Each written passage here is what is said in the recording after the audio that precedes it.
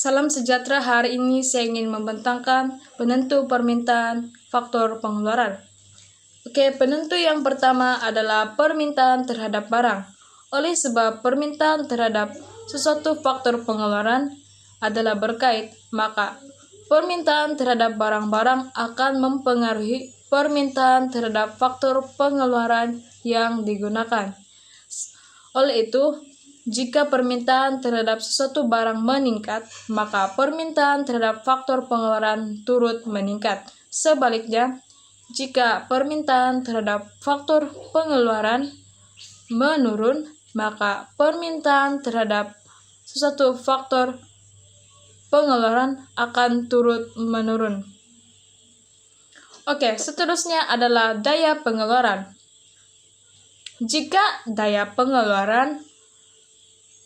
Jika daya faktor pengeluaran meningkat, maka permintaannya akan turut meningkat.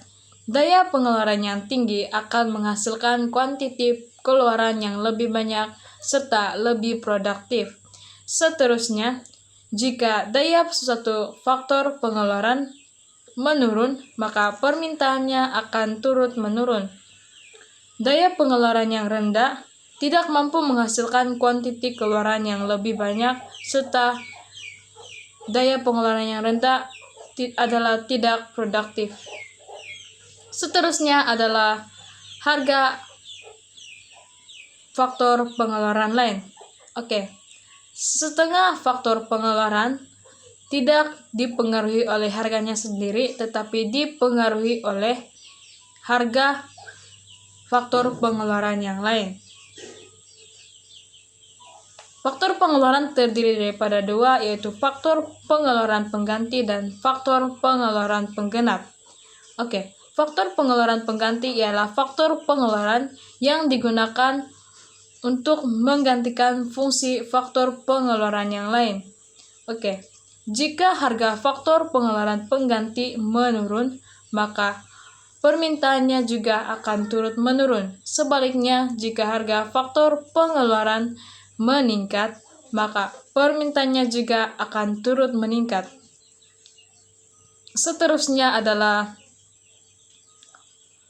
faktor pengeluaran penggenap. Faktor pengeluaran penggenap adalah satu faktor pengeluaran yang digunakan secara bersama untuk menghasilkan satu barang.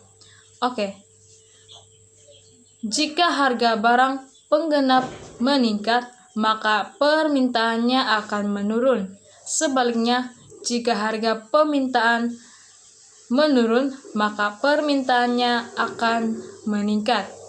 Oke, seterusnya adalah jenis industri. Penentu yang terakhir adalah jenis industri. Jenis industri terdiri daripada dua, yaitu jenis industri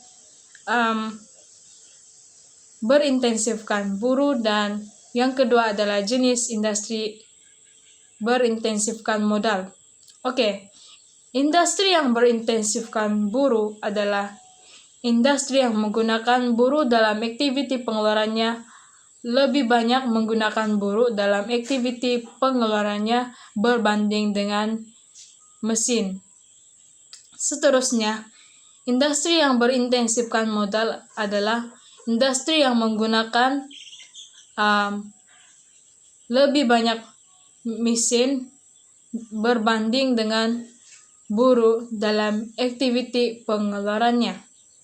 Oke, sekian dan terima kasih.